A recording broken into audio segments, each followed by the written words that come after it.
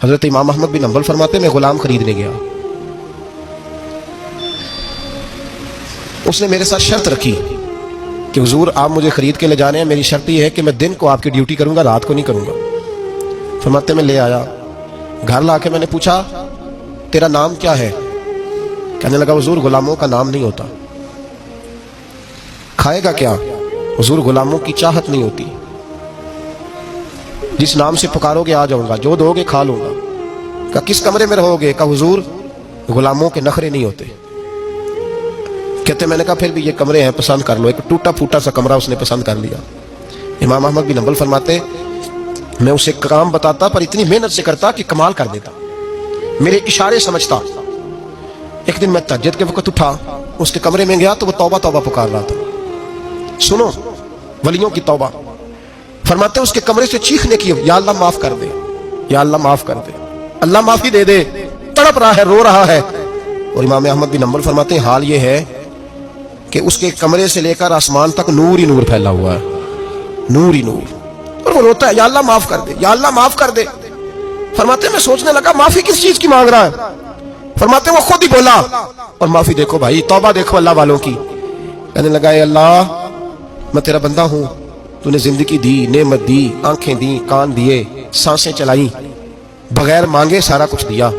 چاہیے تو یہ تھا کہ میں دن رات تیری بارگاہ میں جھکا رہتا، پر مجھے معاف کر دے۔ میرے اوپر امام احمد بن حنبل کے بھی حقوق ہیں، میرے مالک کا بھی حق ہے، اس لیے میں دن سارا عبادت نہیں کر سکتا، بس 5 نمازیں پڑھ سکتا ہوں، رات میں جاگتا رہتا ہوں تیرے حضور۔ اللہ وہ جو سارا دن میں عبادت نہیں نہ کر پاتا مجھے معاف کر دے، خدایا میری غلطی معاف کر دے، اللہ مجھے بخش دے۔ اور راتی ساری کر کر زاری، نیند اکھاں تھی توندے، فجرے وہی گناہگار کا آمن، سب تو نہیں، یا اللہ چاہیے تھا میں 24 گھنٹے سجدے کرتا، بخش دے، یہ میری خطا معاف کر دے۔ ساون کی کالی راتوں میں جب بوندا باندی ہوتی ہے، وہ راتوں کو اٹھ اٹھ روتے ہیں، جب خلقت ساری سوتی ہے، اور درویش کہنے لگے رات پوے تے بے دردانو نیند پیاری آوے، درد مندانو یاد سجن دی ستے آمیان جگاوے۔ یا اللہ معاف کر دے، میں سارا دن سجدے نہیں کر پاتا، سارا دن لمبی نہ معافی دے دے، یہ توبہ ہے اللہ والوں کی۔ امام احمد بن حنبل فرماتے ہیں فجر کے وقت وہ میرے ساتھ مسجد گیا، میں نے اس کا چہرہ دیکھا، میں اس کو کونے میں لے گیا، میں نے کہا جا تو اللہ کی رضا کے لیے آزاد ہے، جا میں اپنے حق معاف کرتا ہوں، مکان تیرے پاس رہے گا، کھانا تجھے ملے گا، تو آزاد ہے۔ اس نے کہا حضور ہوا کیا؟ ہوا کیا؟ ہماری تو خواہش ہے نا کہ بندہ اس وقت ملنے آئے جب میں تسبیح پڑھ رہا ہوں، کوئی اس وقت گھر پہنچے جب میں سجدے میں ہوں، لوگوں کو پتا چلے بڑا نیک ہے، بڑا نمازی ہے، اس وقت کسی کی نظر پڑے جب میں بالکل قرآن پاک پہ بیٹھا ہوں۔ فرماتے ہیں جب میں نے کہا نا تو آزاد ہے، تو کہنے لگا حضور کیا ہوا؟ فرمانے لگے رات میں نے تیری توبہ دیکھ لی ہے، توبہ دیکھ لی۔ امام صاحب فرماتے ہیں وہ پھر تڑپ کے رویا، سجدے میں سر رکھا، تو نے یہ کیا عجب کیا، مجھ کو بھی فاش کر دیا، میں ہی تو ایک راز تھا سینہ کائنات میں، میں سراپا مخزن راز تھا، میں رہا تھا مدت و راز میں، یہ تیرا شوق دید کشاں کشاں مجھے بھی کھینچ لایا مجاز میں۔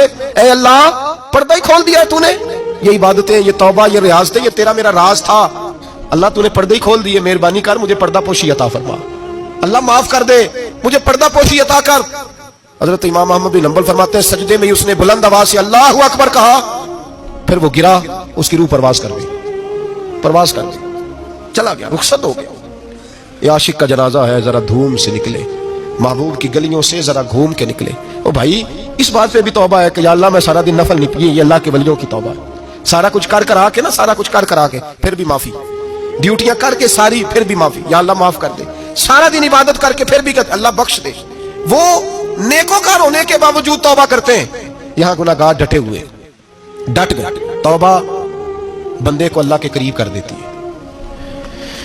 ہم لوگ کہتے ہیں گناہ ہوں گے تو توبہ کریں گے نا، اور ہمارے زمانے میں تو گناہگار ہے ہی نہیں، سارے نیکوکار ہیں، اللہ ماشاءاللہ، گناہگار ہوں گے تو توبہ کریں گے۔ کئی دفعہ نا ہمارا بھائی ناراض ہو جاتا ہے، دوست ناراض ہو جاتا ہے، تو جب ناراض ہوتا ہے نا بہت زیادہ بولتا نہیں، تو ہم پھر قریب جاتے ہیں، اس کو پوچھتے ہیں کیا بات ہے، کیوں ناراض ہے، ادھر دیکھیں میری طرف، کیوں ناراض ہے، کیا ہوا؟ وہ کہتا ہے نہیں نہیں بس چھوڑو، ہمیں نہیں پتا ہوتا، تفصیل پوچھنی پڑتی ہے، بات کرنی پڑتی ہے، پھر وہ بتاتا ہے کہ وہ جو تو نے ایک جملہ کہا تھا نا وہ تجھے نہیں کہنا چاہیے تھا۔ پھر ہمیں خیال آتا ہے ہاں مجھ سے غلطی ہو گئی، پھر ہم کیا کرتے ہیں، معافی مانگتے ہیں، راضی کرتے ہیں، ہوتا ہے ایسے کہ نہیں ہوتا ہے نا جناب؟ تو بندے سے تو بعض اوقات ایسا معاملہ ہو جاتا ہے تجھے پتہ نہیں، تو کیا اللہ کی ایسی نافرمانی نہیں ہو جاتی جس کا تجھے پتہ ہی نہ ہو؟ اللہ کے بندے روز رات کو معافی مانگ کے سوتے، روز، پتہ نہیں کوئی انجانے میں جملہ نہ نکل گیا ہو، ہر وقت ڈرے رہتے تھے، سہمر بندوں سے نہیں، کس سے؟ زور سے بولیے، ڈرے رہتے، یا اللہ معاف کر دے۔ ان کی طبیعتوں پہ خشیت تاری رہتی۔ ہم دلیر لوگ ہیں، توجہ نہیں کرتے عزیز بھائی، اور ہم اس وقت توجہ کرتے ہیں جب مہلت ختم ہو جاتی ہے، جب سزا کا وقت شروع ہو جاتا ہے۔